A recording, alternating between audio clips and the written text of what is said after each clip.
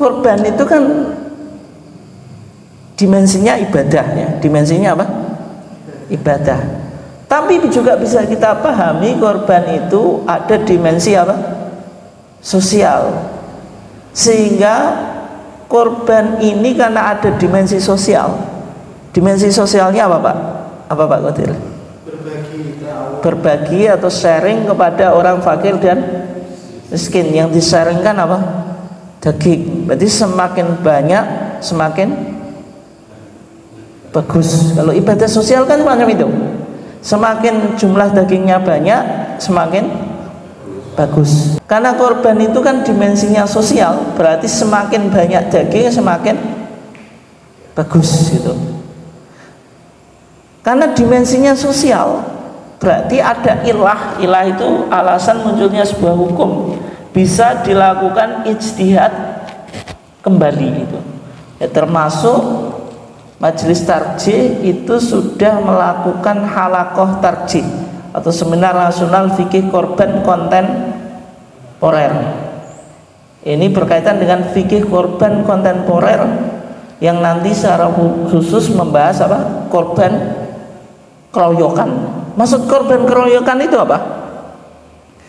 Korban keroyokan itu dari kata ngeroyok itu Pak. Tadi sudah saya sampaikan ya.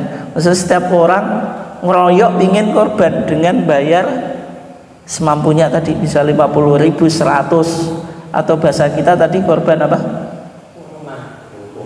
Saweran atau urunan, tapi urunannya terserah ya. Soalnya urunan kadang juga yang patungan itu. Ya, tapi maknanya dipahami urunan yang saweran tadi Pak. Kenapa kok apa? Muncul korban saweran atau korban keroyokan Pak? Biasanya alasannya apa Pak?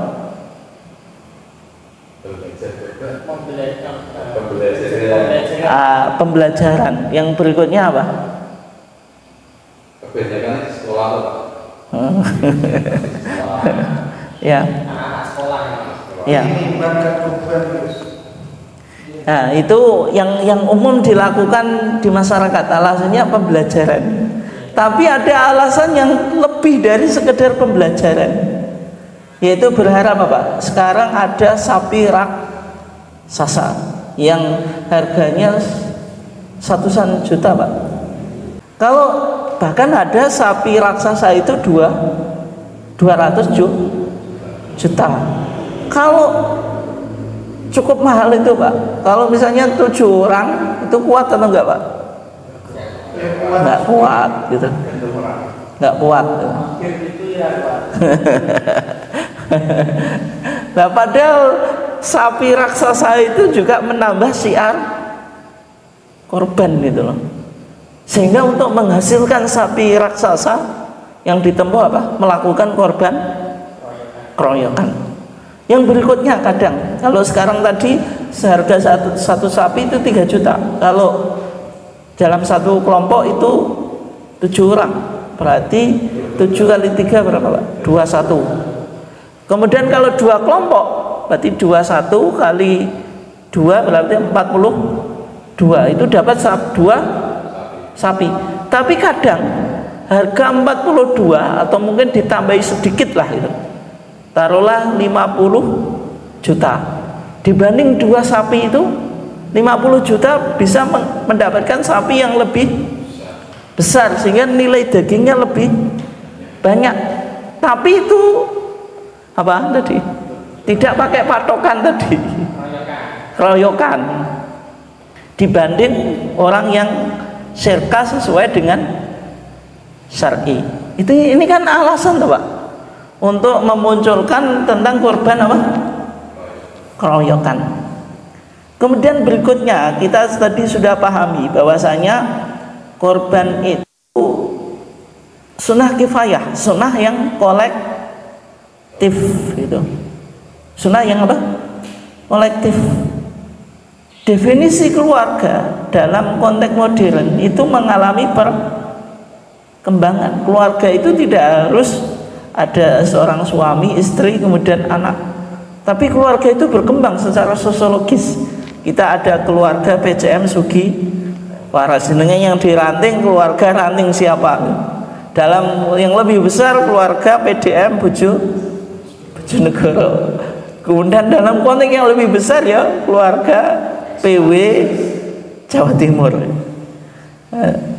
Sehingga kalau ini dipahami keluarga dalam konteks modern, berarti tadi PCM Sugiwara sebagai keluarga boleh korban keroyokan, diniatkan untuk semuanya, semua apa?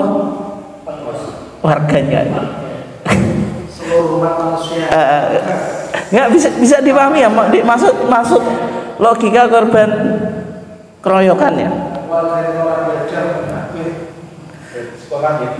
Kemudian dari segi pendalilannya yang membedakan, ternyata al-hadyu dengan udhiyah itu berbeda. Al-hadyu untuk orang haji, udhiyah untuk orang yang korban biasa. Nanti juga ada akikoh untuk anak orang yang meninggalkan kewajiban haji kena apa? Dam. Ini semuanya dengan menyembelih hewan, tapi konteksnya bisa berbeda. Dan hadis Jabir ibn Abdillah tadi kan konteksnya untuk apa? Hadyu, penyembelihan untuk orang haji, bukan untuk korban. Kenapa dalil itu kita bawa untuk korban, sedangkan dalil korban tadi, korban itu untuk satu keluarga. Lah sekarang konteks di zaman modern, keluarga itu tidak hanya dipahami kecil, tapi juga ada keluarga apa tadi, PCM Sugiwaras dan seterusnya, keluarga ranting. Oke. Sehingga hadis Jabir ibn Abdillah ini dianggap syubhat. Syubhat itu apa? Nggak jelas, yang seolah-olah melarang orang korban lebih dari 7 gitu. Padahal kan konteksnya untuk apa? Untuk hadyu tadi, untuk korban bagi orang yang haji kan itu. Sehingga hadis Jabir bin Abdillah itu harus dipahami apa? Ketika itu Nabi kan muhsor. Muhsor itu apa? Terhalang, sehingga Nabi tidak bisa apa? Menyempurnakan ibadah hajinya. Sebagai konsekuensi harus korban untuk membayar apa? Dam tadi. Tapi kenapa kok dibawa apa? Dibawa untuk korban. Nah, sehingga bagi yang berpendapat bolehnya korban keroyokan atau korban saweran, hadis itu harus dibaca sesuai dengan proporsinya. Yang untuk hadyu ya ditempatkan untuk hadyu, yang untuk korban ya ditempatkan untuk korban, sehingga tidak boleh dikiaskan korban dengan hadyu. Bisa dipahami? Kalau kita lagi haji, kita maksimal 7 orang. Tapi kalau kita nggak haji korban, boleh lebih dari 7 orang. Ini wacana yang dibawa di dalam seminar nasional tarjih itu. Oke ya. Berikutnya Pak, kenapa kok dalil korban keroyokan itu boleh? Ada beberapa dalil ya. Yang pertama, hadis Aisyah. Nabi itu kan setiap tahunnya korban dengan 2 ekor gibas. Yang satu disembelih untuk Nabi dan keluarganya, yang satu disembelih untuk Nabi dan umatnya. Di kitab Bulughul Maram Pak, di sana disebutkan ya, ketika Nabi menyembelih itu Nabi menyebut doa bagaimana? Bismillah, Allahumma ya Allah taqabbal min Muhammad, terimalah dari Nabi Muhammad, wa ali Muhammad dan keluarga Nabi Muhammad, wa min ummati Muhammad. Kambingnya berapa? Enggak, yang di sini 1 Pak. Ya meskipun riwayat yang lain menjelaskan 2 ya, tapi yang Bulughul Maram itu apa seolah-olah menjelaskan 1 kambing. Meskipun di hadis yang lain itu diperinci, kalau yang satu untuk Nabi dan keluarganya, yang satu untuk Nabi dan umatnya. Makanya di kitab Muntakol Akhbar itu yang ditulis oleh Majduddin Abu Barokat atau Ibnu Taimiyah Al-Jaddu, yaitu kakeknya Ibnu Taimiyah. Kitabnya namanya Muntakol Akhbar, disyarah oleh Imam Syaukani menjadi Nailul Autor. Di sana disebutkan di hadis Jabir ibn Abdillah, kata Jabir, "Sholaitu ma'a Rasulillah," saya sholat bersama Nabi, bersama Rasulullah, Idul Adha. Falamman sorofa, maka tatkala Nabi telah selesai sholat, utiya bikabsin, dibawakan seekor kambing kibas. Fadzabahu, Nabi menyembelih. Ketika Nabi menyembelih, yang dibaca Nabi apa? Bismillah wallahu akbar, Allahumma hadza anni wa amman lam yudhi min ummati. Allahumma ya Allah, hadza anni, korban ini dariku, wa amman, dan dari orang, lam yudhi, yang belum berkorban, min ummati, dari umatku. Ketika Nabi mengikutkan umatnya dalam berkorban. Ya, korban keroyokan itu kan diniatkan untuk orang banyak. Jadi PCM Sugiwaras, ya seluruh warga PCM Sugiwaras itu. Kenapa kok hanya dibatasi tadi 7 orang atau dalam satu keluarga yang sangat apa tadi, sempit tadi? Bisa dipahami ya? Nah ya, kesimpulan kita dari argumentasi korban keroyokan, dalil hadyu dan korban harus dibedakan. Dalil hadyu ya untuk hadyu, dalil korban ya untuk korban. Yang berikutnya, Nabi berkorban atas nama umatnya, artinya Nabi melakukan syirkah, kongsi atau apa, patungan pahala, maksudnya pahalanya diberikan untuk orang banyak. Kemudian yang berikutnya, korban tadi kan sunnah kifayah, mencukupi satu keluarga. Dalam konteks masyarakat modern, keluarga itu mengalami perluasan makna, sehingga tadi ada keluarga besar PCM Sugiwaras. Nah, dari 3 argumentasi ini ya, dari kajian saya memberikan catatan.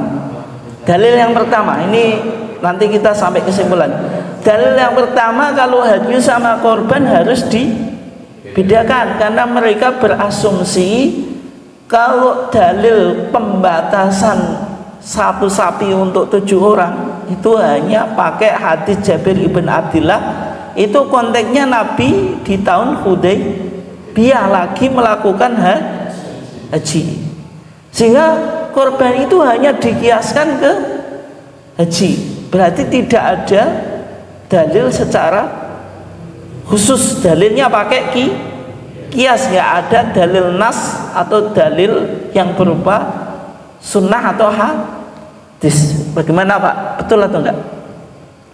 Sebenarnya ya, kalau kita lihat di beberapa kitab, saya menemukan di kitab Sail Al-Jarrar yang ditulis oleh Al-Imam Asy-Syaukani, ternyata di sana korban pembatasan sapi untuk 7 orang untuk korban itu memang ada dalilnya secara khusus.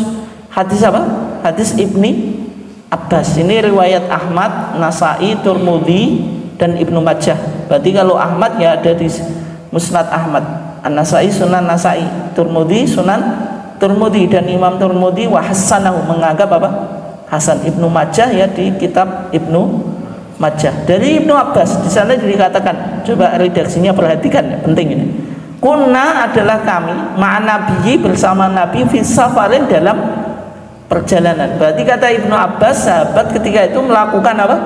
Perjalanan bersama Nabi. Fahadhara, maka datang apa? Al-Adha, hari Adha. Ketika itu Idul Adha tiba. Fadzabahna, maka kami menyembelih al-baqarata, satu sapi, an sab'atin, untuk 7 orang. Berarti ini dalil hadyu atau dalil udhiyah Pak? Udhiyah, dalil korban. Sebenarnya ada, bukan dalil pembatasan 7 orang itu bukan hanya dikiaskan, tapi ada dalil nas secara sharih, yaitu hadis Ibnu Abbas. Tapi kenapa kok seolah-olah dikatakan tidak ada dalilnya? Kemudian di kitab Subulus Salam, syarahnya apa? Bulughul Maram yang ditulis oleh Al-Imam As-Sun'ani. Di sana sama. Karena tadi di Bulughul Maram ada hadis Jabir ibn Abdillah. Coba kita baca ya. Bagaimana komentar Imam As-Sun'ani? Dalla al-haditsu ala jawazil istiraq fil budnati wal baqarah. Hadis ini menunjukkan kebolehnya bersekutu untuk unta dan sapi. Wa annahuma yadziyani an sab'atin. Dan unta dan sapi, satu ekor unta dan satu ekor sapi itu mencukupi 7 orang. Maksudnya satu unta mencukupi 7 orang, satu sapi mencukupi 7 orang. Wa hadza fil hadyi. Dalil ini konteksnya apa tadi? Hadyu. Apa? Penyembelian orang haji. Wa yuqasu alaihi al-udhiyah, dan dikiaskan atas hadyu ini korban. Tapi coba bal itu apa? Bahkan, even. Kalau bahasa Inggris even. Bal bahkan itu kan lil istidrak, menyusuli kalimat sebelumnya. Bal bahkan qad warada fiha nasun, bahkan terdapat nas hadis. Fa akhrajat Tirmidzi, diriwayatkan oleh Imam Tirmidzi, wa Nasa'i dan Nasa'i min hadis Ibnu Abbas, dari Ibnu Abbas. Dia berkata, kunna ma'a Rasulillah, kita pernah bersama Nabi, fis safari, di dalam perjalanan. Fahadu adha, ketika itu Idul Adha tiba. Fastarokna, maka kami bersekutu fil baqarati, dalam satu sapi sab'ah, untuk 7 orang. Berarti ada dalil khusus atau enggak? Ada, tapi dalam kajian halaqah tarjih atau seminar nasional tadi apa? Fikih korban kontemporer, dibilang tidak ada nas secara khusus yang bicara tentang apa? Korban. Yang ada hadyu, sehingga kalau hadyu dibatasi maksimal 7 orang, tapi kalau korban bebas, tidak harus dibatasi. Kemudian berikutnya Pak, ini kita latihan ijtihad ya. Oke, tadi Nabi apa? Berkorban untuk dirinya dan untuk umatnya. Yang beli sapi siapa? Yang beli kambing siapa Pak? Atau yang punya kambing siapa? Nabi. Kemudian Nabi apa?